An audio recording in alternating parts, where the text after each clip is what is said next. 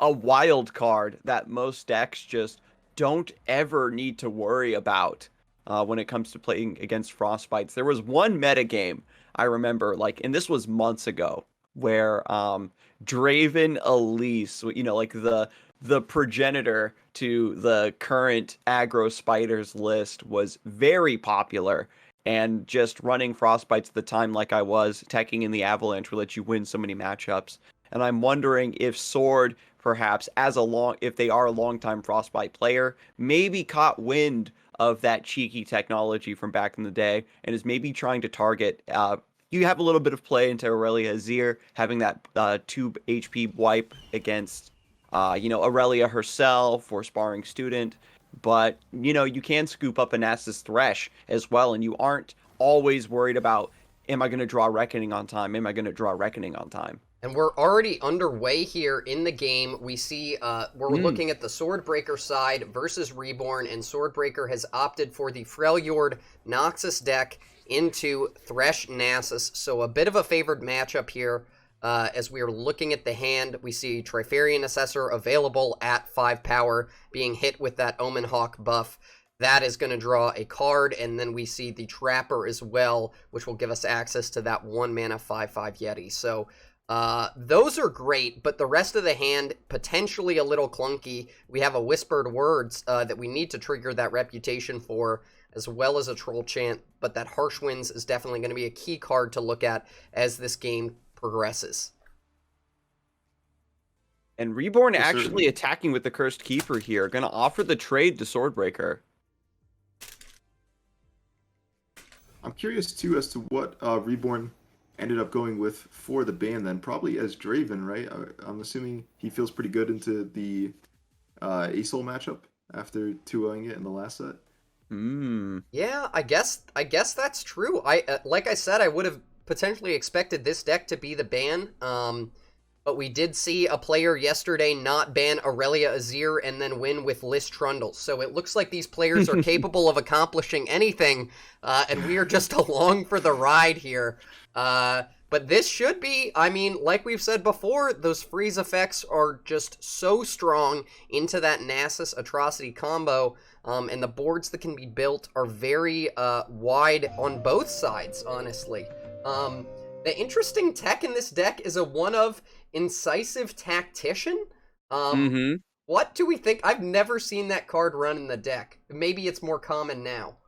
I've seen it in a couple variants. It sometimes fits a little bit better in the Legion Marauder style decks that can stack that reputation a bit quicker than a standard Frostbite list would. But I think that it's just sort of the way you have the one of Captain Farron. It's just something that you're going to be playing in the very, very late game. If the game goes super long, you just have this final card that will rally you perhaps to trigger your Ash combo, lock your opponent out, and swing for the fences. This is also being combined with one Shunpo, so the threat of Swordbreaker to pop off at any time as we get into the later stages of the game might put some undue pressure on Reborn. I like the Incisive Tactician. One of the advantages over Shunpo is that it can't be denied. The big downside, though, and what I found to be a problem, because I did test this card out quite a bit in the Ash LeBlanc style, one of the big problems is that you can't use it with spell mana, right? And I found that to be a big issue. Even if you can get it down to 6 mana in cost, which is pretty consistent with this deck, you tend to spend a lot of your mana on units, and then having the ability to be able to use 3 of your spell mana on a Shunpo is pretty clutch. But I do see the advantage in the tournament format, though, definitely, as I mentioned there, because it can't be denied if you're expecting heavy Ionia lineups. Yeah, the Ionia, the Rite of Negation, the Shunpo can also brick if your opponent's board is empty. That's like the optimal time, right? Where you attack and you're threatening so much damage that you force your opponent to block everything and sacrifice their board, or maybe they only have 1 or 2 units left. And if you wanted to Shunpo, then they can simply say nope, and then you're just like sitting on this dead card waiting for your opponent to develop something. But look at this, a second Ash actually going to be used here for the Flash Freeze to fix this. And Swordbreaker, I think, because the Omen Hawk buff went on this Ashe, really wants to get carried on her shoulders and keep this one alive. The second flash freeze could come in handy down the road, but just going to sacrifice it now. Swordbreaker just trying to fight for tempo here in the mid game. Reborn missed out on the aggressive start that this list is sometimes known for, and when you're forced to play this mid-late style into Frostbites, it can get pretty hairy. Reborn right now having to think how to respond to this next set of attacks. I don't know if I love that play of the flash freeze there. That's such an important card in the matchup, and there's still Black Spear available potentially on the side of Reborn, so keeping your Ashe at 4 health as opposed to maybe 2 health is not much of a difference, and with the Troll Chant, if it was used there, you know, it could have kept Ashe as well at 4 HP, so maybe we won't have that resource later that we want, but Troll Chant could get that double value, I guess, later, being able to save 2 units with a trade. So it's a close call. We see a Vile Feast coming down on the Ashe here to put it to 3 HP, potentially a Thresh coming down as well, although with that buffed attack stat, it would take down a Thresh, so that is something to note, which is pretty key. And we may expect to see, okay, a Merciless Hunter coming down. There might not be time to drop this Trifarian next turn and get that extra draw off Ashe. It'll be interesting to see if that happens. An open attack could be presented. Reborn right now, despite this outcome, Swordbreaker kind of spending a key Frostbite early in the matchup to preserve this Ashe that, you know, essentially her days are numbered. The big issue comes to be that Reborn is under just the threat of so many cards that can just blow them out of the game. You know, even like a Reckoning coming through. If you play the Thresh here, maybe it gets answered very efficiently by Culling Strike, or they simply go for a Reckoning to wipe the board, and then you're taking another tempo attack from Ashe and this Avros and Trapper. Yep, there's only one Rite of Negation available on the side of Reborn, and we are not running Sand Spinner, so there are no cards outside of a buffed up Nasus or a Crazy Reaper that would have over 5 attack. So that Reckoning is just such a threatening card here. Opting to go for the Thresh doesn't have Deny Mana available. If there was a Reckoning here from Swordbreaker, it would be a bit of a game ender, but that is not the case at the moment. And so you can see that every time Reborn has to make a play, it's just a big sigh of relief from this player that the punish doesn't immediately come down, right? You see your opponent tap under the Rite of Negation, and if the Reckoning was available, it's just almost a snap cast here. And so Swordbreaker does, however, gain the opportunity to draw a card off of the Trifarian Assessor if need be. I think what's big here too is Reborn was kind of counting that if they have the Reckoning, they also need to have the Troll Chant too, because we can respond with the Culling Strike on the Ashe, which would then cancel the Reckoning if that went through. Culling Strike, do you mean Black Spear? Oh, Black Spear, yeah, sorry. But there has not been a unit killed this round, actually. Oh, there hasn't? No, so it would have just been a huge blowout if a Reckoning was available. Obviously, the pause from Swordbreaker there and not having it in the hand tells Reborn it's not in the hand. But we are seeing good call. A bit of a swing here. Ashe is threatening to go down. We see the Harsh Winds coming down. Like I said, that's a key card in the matchup, except it's not landing on that Nasus where you would want it to. So Reborn effectively taking away one of the best tools that Swordbreaker will have late as the game gets later. Another key point to note about this Ashe Nox deck, there is no healing. Any damage that is done will be permanent damage, so keep a lookout for that. Black Spear coming down finally, and we see the Troll Chant to protect. Sad Poro coming down. I can understand that play. It is just really unfortunate here because Swordbreaker has been using these Frostbites very early, very loosely in order to get this mid-game advantage on the board. It would be such a heartbreak if it ended up being that the Nasus comes down and then you just find yourself without the Frostbites to stop it. there's no Guys, reckoning it's here. worth noting, sorry to cut you off, Duck, we did just get a swim raid. Thank you so much to Swim for the raid. You guys are in for a bit of a banger set as we have the first game of the first set of the semifinals going now. We will be going into the next set of the semifinals after this, and then on to the finals. So thank you so much for joining. What is it looking like now, guys? We have a leveled Ashe on the board. Things are happening. And once again, like, getting Ashe leveled is great, but you just need even more tools. The big issue now is that Ashe is a very powerful unit that's being presented here on the attack, but you have to keep putting more and more and more resources into keeping her alive to take advantage of this this setup. And Reborn's going to take some damage here in order to preserve the Thresh. He currently has 3 out of 6 souls, and that's pretty easy to achieve to potentially level up Thresh here before the attack, even with a Enchanted Crystal Arrow being threatened here. The Thresh can still summon that Nasus out of the deck, and right now, just getting a quick cover, Nasus is actually only a 4/4 right now. Not a lot of slays have gone through for Reborn, so because Swordbreaker's been threatening so aggressively in the early mid game, Reborn hasn't had the time or the tools to get the slay procs, and so you might not need to save a Frostbite for Nasus when the time comes. It looks like with this Rite of Calling, we would still be one off the Thresh level here, which would bring Thresh up to 4 attack, and outside of the range of Coaling Strike, which we know the opponent didn't have previously, but they may have drawn into now. So we're going to try our hardest to hope they don't have that.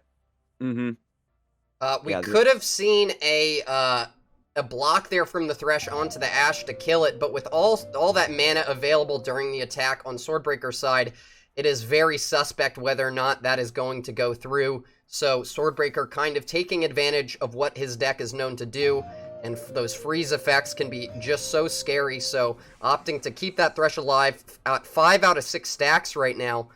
There is no burst or fast speed freeze available, so if this Thresh is able to swing next turn leveled, that is going to be a problem for Swordbreaker here.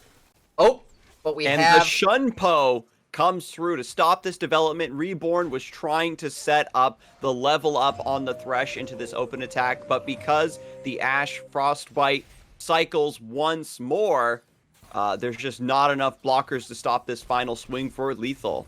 And the Thresh could have blocked if it had leveled later in the attack, but it gets that buff just 1 second too late, and the lethal swing comes through. And so, yeah, Reborn not fearing the Frostbite like Duckling predicted, maybe comes back to haunt. That is one big aspect of the, of the strategy, right? Not just your lineup, but predicting your bans correctly, being confident in those matchups, having that matchup knowledge, and taking the first game here as Swordbreaker. You've got to be feeling great. That means that you just need to win one more, and it's a great feeling to be in a position like this. Big shout out to the mobile gamers of the world. It's looking like we can jump back into the game on the side of Swordbreaker here. We do have the Ezreal Draven deck playing into the Thresh Nasus. Another contested matchup. It's players have different opinions on who's favored in this matchup. What are your thoughts, Duckling? Yeah, I mean this is another one here. It's big right now that we don't we still have the mulligan phase here. As usual, the tri-beams are going to be important. We have the Draven, we have the Scorched Earth to potentially deal with the Nasus. He is going to toss it though. I can understand that, looking for more of the early curve here to deal with the aggression. We have that House Spider for turn 2, but other than that, we pretty much just rely on our clear spells for the first couple of turns dealing with the units. And as we know, Thresh Nasus can be very efficient in going wide. And already off to an aggressive start here with Makai Reaper into the Fading Icon. Also has the Rite of Calling here.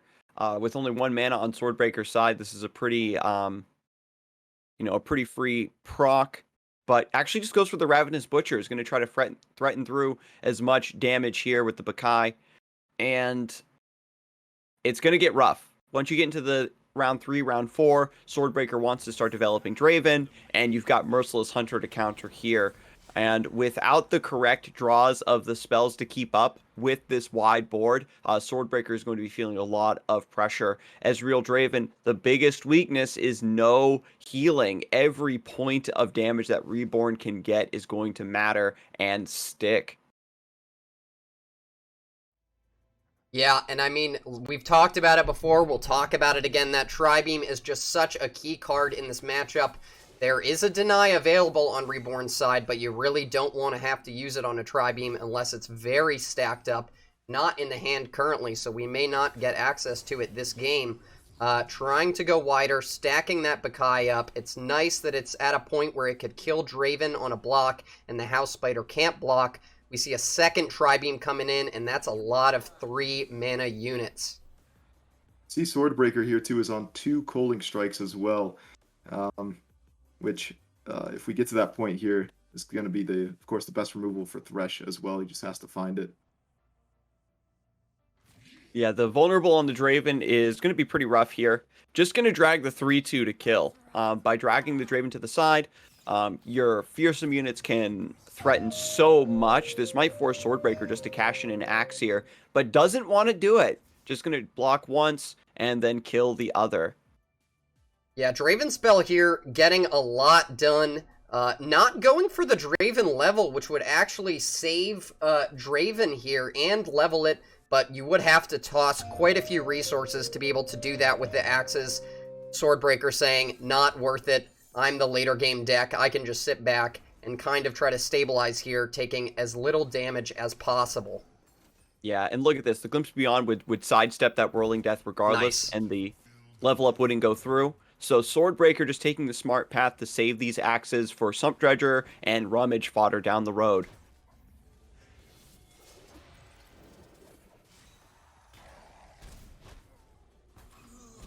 And down to 13 HP here on the side of Swordbreaker.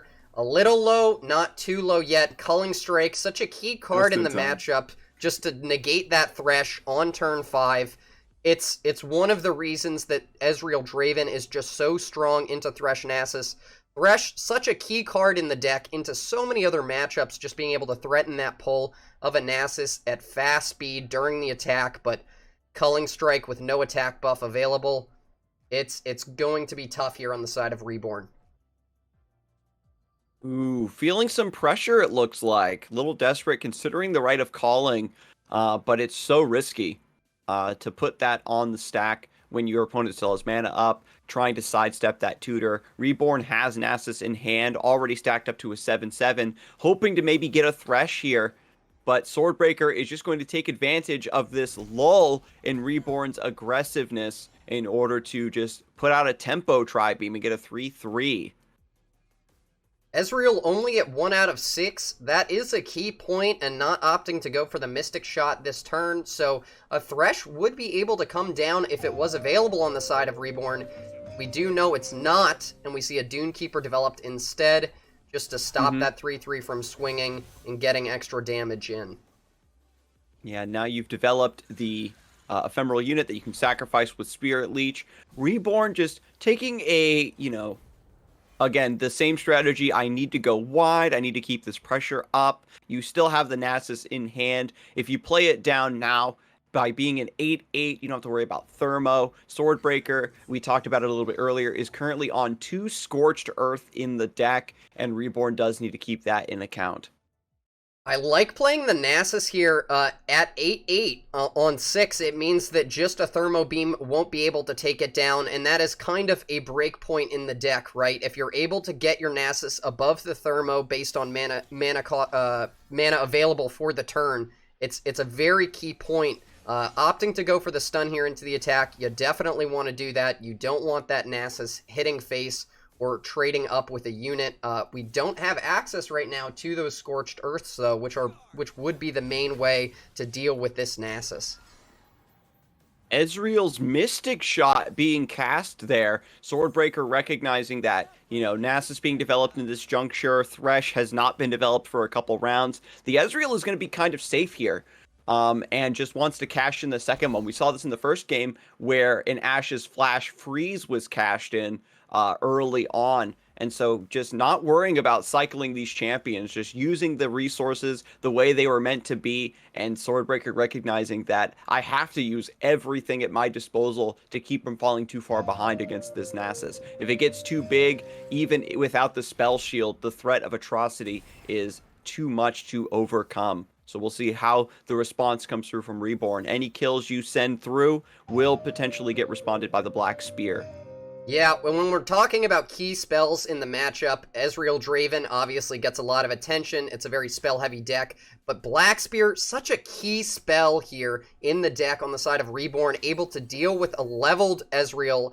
There's no way to buff the health stat on the Ezreal, so always going to be able to take it down. Opting to go for a Black Spear here when Ezreal would be at 5 out of 6 after this Static Shock goes through. So I like this play here from Reborn, and I like the play from Swordbreaker as well. It's getting to feel a little close here, and Thresh Nasus has a chance to pull it out if they're able to get this Spell Shield buff onto the Nasus. I'm desperately looking for the Scorched Earth here is Swordbreaker. Yeah, I mean, we're sort of bluffing it, right, or setting it up once we put the Static Shock on the Nasus, but it's not there. And if you're Reborn, you might be able to tell it's not there because it hasn't happened yet. We do find a Flock. With the Tri-Beam, though, that's only 8 damage if we were to stack everything, and we don't have a way right now to actually trigger the Culling Strike, which would buff up the Tri-Beam. It's looking to be a tall order here, actually, on the side of Ezreal Draven to be able to deal with this. We have Baron into Axes, which you might be considering as a play. Could be interesting here. Yeah, try to get the guillotine. Notably, even though Reborn has this large Nasus in play, attacking with it can be pretty dangerous as well, because Nasus, even though you're getting that slay proc and potentially leveling up with so many cards in hand, so many cheap spells, like maybe just 1 mana Ravenous Flock to pop the spell shield, it would potentially open up the Scorched Earth regardless. I wonder if Reborn is actually going to be a little bit afraid here, a little bit respectful, maybe try to set up just a back line 13 attack Nasus to just go for an atrocity if Swordbreaker ever taps down. If you are going to play the Captain Farron, this is probably the last window of opportunity you're going to have. So Swordbreaker opting against that line and is going to put everything on the stack. Has the Culling Strike to hit the Bakai, and that means you get that last minute stack up on the Improbulator. We'll see, what 5-drop will happen here. Also, I'm sure he was hoping too that there'd be no glimpse and we can potentially kill the Nasus with a Flock. If there's no right, which we see there isn't. Unfortunately, there is that glimpse though. But that's a 5-attack unit. Excellent! So even though the Slay proc does once again boost up this Nasus, Swordbreaker is able to generate a defender. There is still 3 axes in hand, of course, that you can use to desperately buff something by an extra attack if you need to. But I think that this definitely tells us that Reborn is going to be hoping to stack up this Nasus. But at 5 HP, if you go for the Atrocity, Swordbreaker can very easily answer with any burn spell plus a Ravenous Flock. And what might end up needing to be the line is Thresh developed here.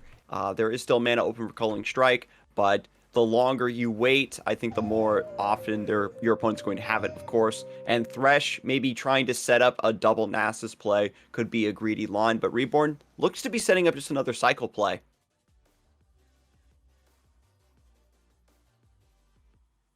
Yeah, I think he does want to try to get this Nasus as healthy as possible this turn with the available mana that he does have, whether that be by Calling, and we also have access to the Spirit Leech.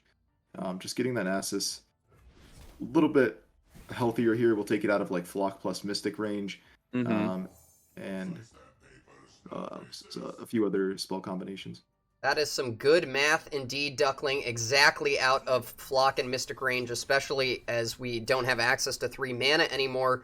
It's interesting. It's worth noting, actually, that 16 health by turn 8, that's very healthy on the Reborn side. Even when this Farron comes down, right, and we get those double decimates, it's not going to be getting done what you usually want it to, which is just close that gap on the final amounts of HP. So Reborn in a decent spot here without the access to Scorched Earth on Swordbreaker's side. This is looking to be a little bit of a dire situation. We'll see here is the Kato is giving the buff to Chronicler of Ruin, putting it up to 6 attack, and we do still have axes in hand, so it's interesting to see where Nasus chooses to block, if at all, this turn. With Nasus stacked up to 13 attacks, Swordbreaker is now worrying about Atrocity, can no longer make the big plays that they want. The amount of slays that came through in that last round to just survive, keep the stack going, and the lack of Scorched Earth on Swordbreaker's side has just been so heartbreaking. Gonna redistribute the buffs just a little bit here. We do see a good use of that Taric emote there. I think that was ideal timing. Underutilized emote as well. I don't see it all that often. Reborn really bringing the heat with the emote game. Definitely is. And I think he would have really liked to see a right negation off the top deck there with the last turn with all the draw that he went through, as he does have perfect mana to go for the... Actually, no, he's one short. Never mind. Scratch that. Old Atrocity had enough mana to do that, but yeah, one short. Yeah, that's a hard habit to break. Yeah. Yeah, so Swordbreaker here is, because Nasus can't take the risk of blocking, right? To get into flock range, to get into a lot of range of different removals from this position, just has to take the damage from Swordbreaker. But despite this big chunk of HP being taken away from Reborn's Nexus, Swordbreaker is still in a lot of trouble, right? Because you can't develop beyond what you'd like, and the slays are still going through. Nasus still now at 8 HP is going to be that much harder to take down. Yeah, I mean, if we did have access to double flock here on the Swordbreaker side, we could try to develop the Farron, now that Reborn is at 7 HP, but we don't have access to a second flock, and there is just still so much mana available on the side of Reborn, opting to play a Merciless Hunter, leaving us open at that dangerous 7 mana point. Both players now, right? Like, Reborn has to keep 7 mana open to threaten the Atrocity. Swordbreaker has to keep a specific amount of mana open in order to kill the Nasus in response to that Atrocity. And the game right now, if both players are being disincentivized from making their maximum plays they're able to at this late in the game, and things just kind of stay at this stalemate, I think that it actually favors Swordbreaker. The top decks of an Ezreal, the longer it goes, you get the rummages, maybe trying to get those Scorched Earth, and as soon as Swordbreaker gets a Scorched Earth or two, to maybe be able to survive against, like, Rite of Negation, for example, then that's just going to open the floodgates for Swordbreaker to try to close this out with some burn. Block is definitely on Swordbreaker here, though. Reborn's gonna eventually realize that the Nasus is healthy enough to go for an attack and force out a spell. We do have the stun here. It's going to buy some time. There will be the point where either we can go for like the second Nasus spell or some kind of effect like that, where we still have Atrocity mana to back it up and kind of put the opponent to the test. Do you have the Scorched Earth or not? Yeah, I kind of, it's going to become a we have to send it moment on the side of Reborn here, and all these turns of passing, all these turns of leaving the Nasus up, it's got to be telling Reborn there is no Scorched Earth available, and every card we play is just one check off the box of, okay, that's one less card in hand. So I would like to see the Atrocity thrown fairly soon here. As every turn passes, it does give us more options to draw into Scorched Earth on the side of Swordbreaker. Especially, too, if now that Swordbreaker's actually spent a little bit of mana, if you go for the Atrocity here and it's interrupted, you're at least getting rid of one of your dead cards. You have a second Nasus in hand anyway that's going to be massively stacked up, and if the Atrocity is stopped from this position, there's still not, you know what I mean, like a very heavy punish, because now Swordbreaker has a wide board, might be incentivized to try to swing through to force the lethal, and this is what happens. You sit on the atrocity, you're waiting for the perfect moment, and your opponent eventually forces you to just put it on the stack, or you will lose. This is an insanely close game. I mean, we cannot emphasize this enough. Look at them. It's 5 HP to 13. We do see the double flock being drawn, but it's just such a key point right now for the Nasus being at that 9 HP. Double flock isn't going to get it done. So I think this is the turn on the side of Reborn. You're saying, I don't block with Nasus. That is... it's a little bit too dangerous with all the damage spells on the side of Swordbreaker, and you probably want to be sending that atrocity in this turn. There is also the Guile from the Thorn of the Rose. Yeah, Swordbreaker is going to cash this in just in order to make this attack even more potent. Also has the Ignition in hand. If you set Reborn down to 4 Nexus health, then, a spinning axe on the Chronicler of Ruin or the Arachnoid Sentry could present lethal in a multitude of different ways. Yeah, the Kato... Go for it. Oh, and I was just going to say, getting the action back here as Reborn, do you ever consider going for the second Nasus here, since we have the atrocity up, like being the bonk? Do you ever consider going for the bonk? And then if they go to kill the Nasus, now it takes double Scorched Earth to actually deal with it. I love that play. Yeah, I love this that play, and he loves that play too, Duck. Here it goes. I remember you talked a lot about this line of play yesterday, Duckling, where you have the Siphoning Strike ready to go, and you're forcing your opponent to answer, and you don't care if they answer the Siphoning Strike, right? You're forcing them to use their removal first, and then you have the second here. Going to use Ravenous Flock to kill their own Kato to keep the Siphoning Strike from resolving. This is absolutely bluffing the Kill Nasus spell card here, and it isn't there. So we'll see if Reborn continues to play around it, or if he says, this is enough, I'm gonna send it, because this attack is very scary. Yeah, possibly a little bit of a misstep there. I think I would have went for the Nasus spell on a non-damaged unit. I know he wanted to clear out the overwhelm threat there, as well as the damage. But having that, forcing out, putting your opponent in a situation where they need double Scorched Earth, I think was the setting up the best win con for Reborn. I agree with you, Duck.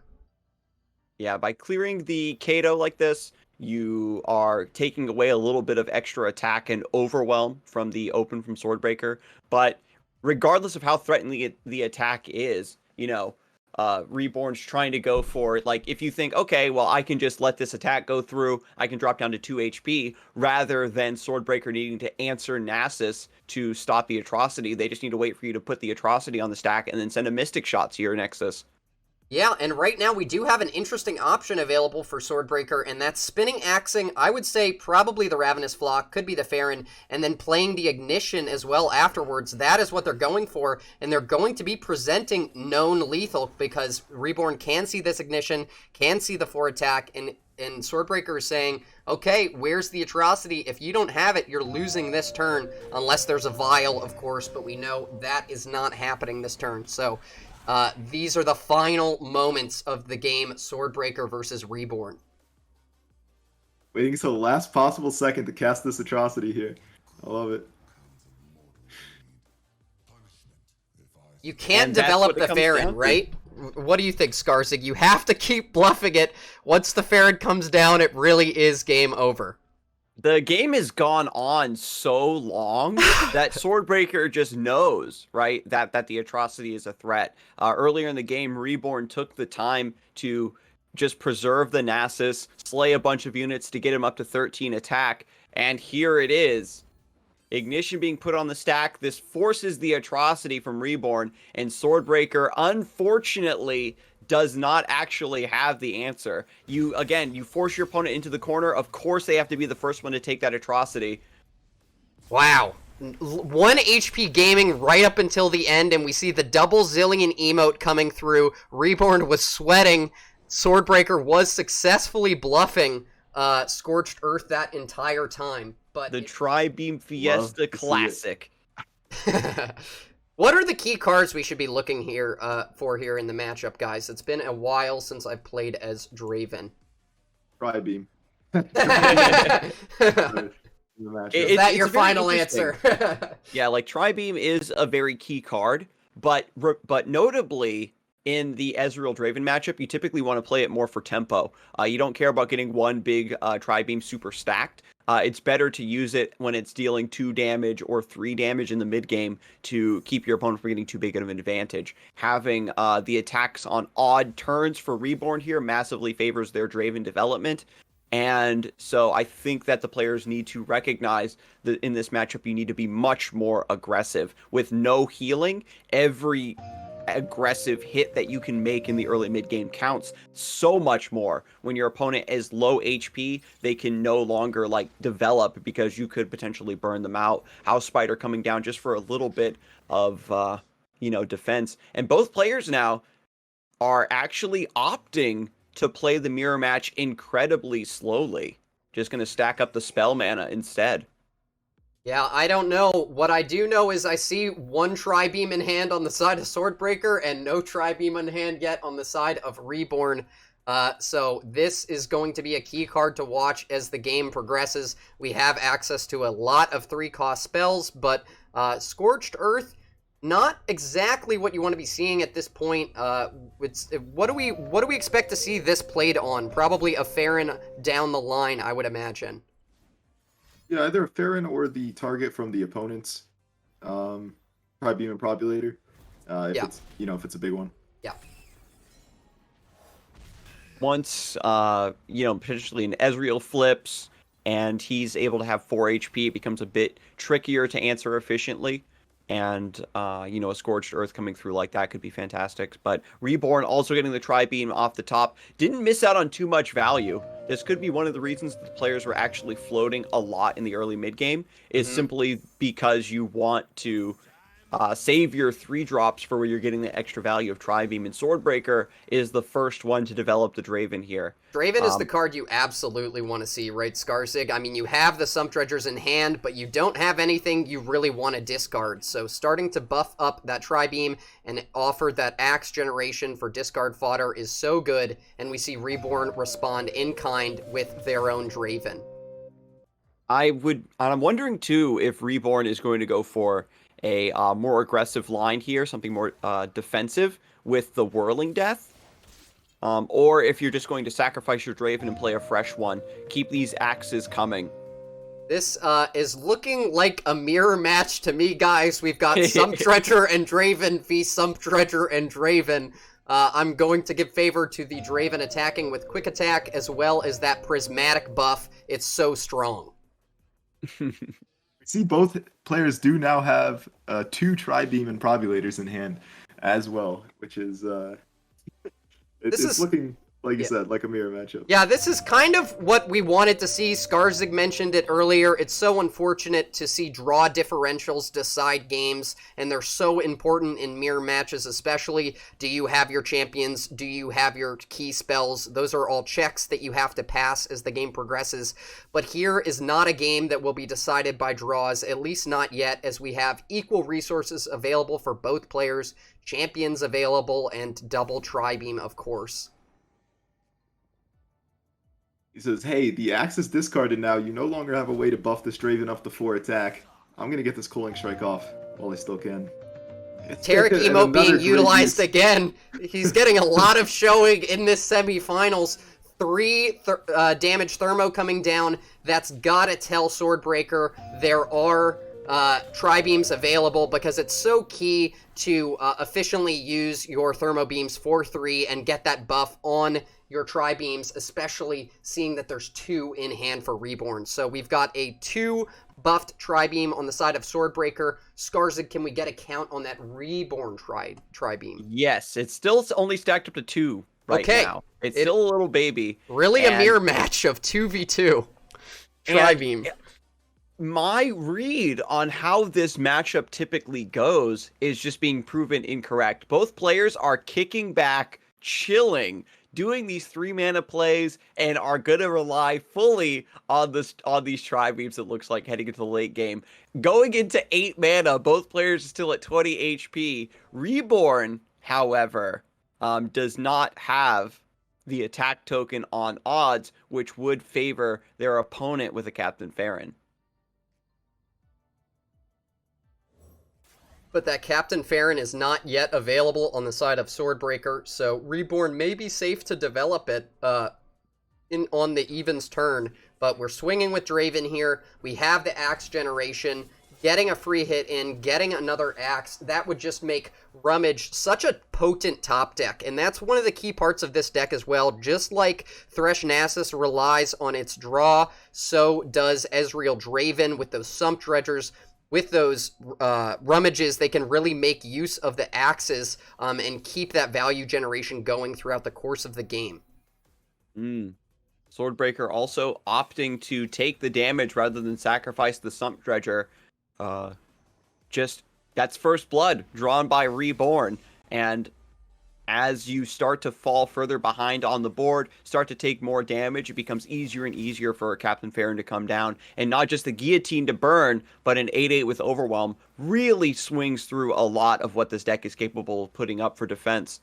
So we do see a 6 cost Tri-Beam, or 6 unit Tri-Beam, rather, available on the side of Swordbreaker here. I would expect to see this played. You want to be playing these Tri-Beams when you have the attack token. Get rid of a blocker and add an attacker to your side. 7 is not generally, I would say, the mana point that you want to be hitting. It would be nice to hit a Rekindler, but there are smooth soloists out there and other cards that are extremely understated for the stat line, so maybe we'll choose to hold on to it until they can get it to that 8 mana break point. A lot of great options at 8 and at 9. 9, we talked about Ledros a little bit earlier, and Brightsteel Formation, and even Kadrigan got the job done, right? Having that 9 attack. But right now, it's just another exchange of just trying to keep the board clear, trying to preserve that HP. And Reborn, despite being behind in the Tri-Beam and Probulator state of things, does still have the Captain Farron ready to go in this next round. And I think will perhaps be in a position to play the Captain Farron and just start using the Tri-Beams to clear blockers and try to force through as much damage as possible. Yeah, right now we do have the Ezreal, but the second Ezreal would become a Mystic Shot, so the Tri-Beam would not be able to deal with a Farron just yet right out of the gate. We're seeing the Static Shock being gone for here, and that means that we may be having to use an Ezreal Mystic Shot, maybe a Thermo next turn to deal with that Farron. We do have the Scorched Earth available, but of course we do have to get a ping on the Farron to be able to use that. And that's always trouble. You play the Farron, then you have to ping it, and then Scorched on attack, but... It's a great draw from Swordbreaker here, seeing that Reborn does have that Farron. This buys you the extra turn that you need so that you can deal with the Farron very efficiently by getting a 8 damage Tri-Beam and Probulator on it. Yeah, Sentry is such a good card here. You don't really want to be spending 12 mana on a Thermo. Or do you want to be spending 12 mana on a Thermo? If you just Thermo this Farron right now, your opponent really can't threaten you with anything else beyond that. You're just saying, I want to take another 3 damage. Yeah, stun is such an efficient way to deal with the Farron this turn. I would like to see an Ezreal drop potentially as well, given that we do have second Ezreal available, and then that Tri-Beam would be at that sweet 8 mana point, and we'd be able to deal with the Farron very cleanly, setting up a strong open attack.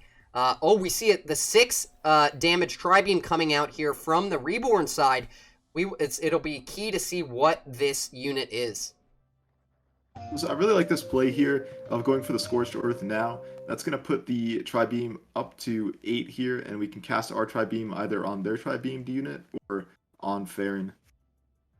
Yeah, and go totally for it. shut down this attack. Yeah, I mean, it's key to note, guys, look at the health totals here on turn 9. It is 19 to 17. Both these players are very healthy, and just now we're starting to see these big swing turns due to Tri-Beam. It is at 8.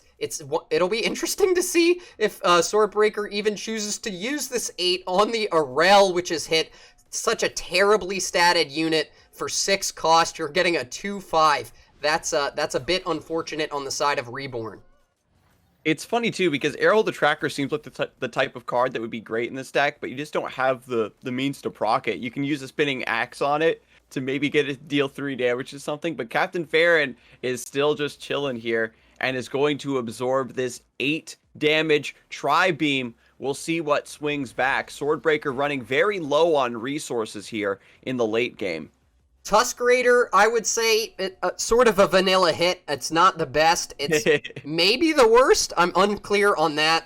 It's quite average, I would say. But we still do have a 6 damage Tri-Beam available on the side of Swordbreaker. Maybe going to use that Ezreal this turn. Nope, opting to just go for the 6. Also good units on 6 here. And we hit a Cytherea. That's quite good.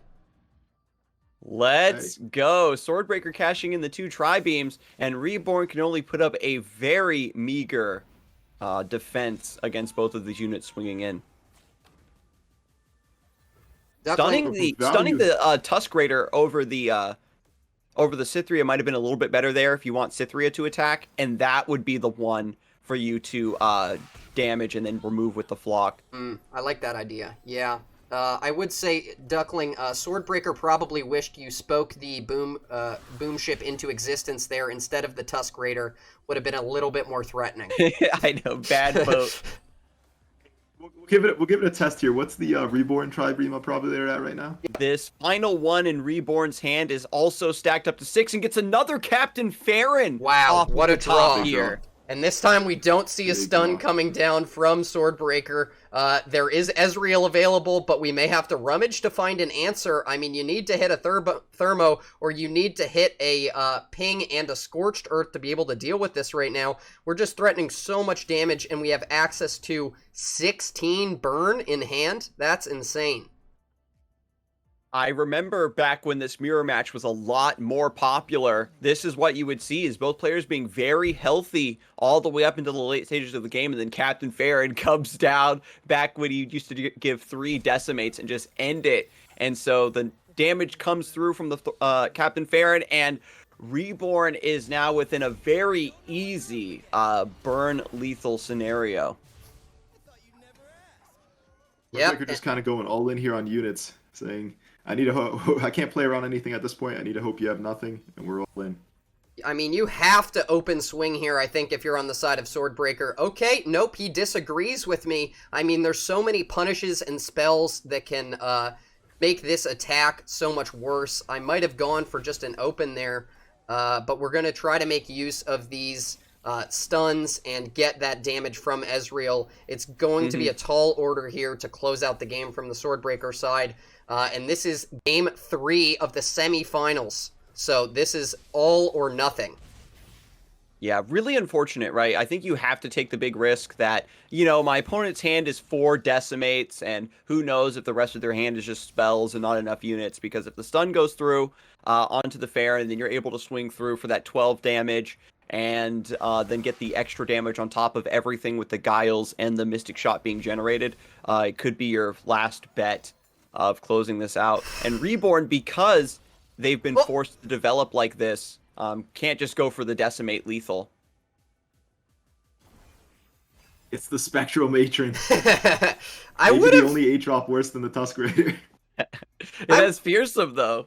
I would have liked to see the decimate, I think, last turn. It doesn't, I mean, with this swing, it doesn't matter, but you could have set up a decimate lethal as well. Taric Emo coming down one more time, and that will be the end of the set. Looks like Reborn is closing it out and making his way to the finals.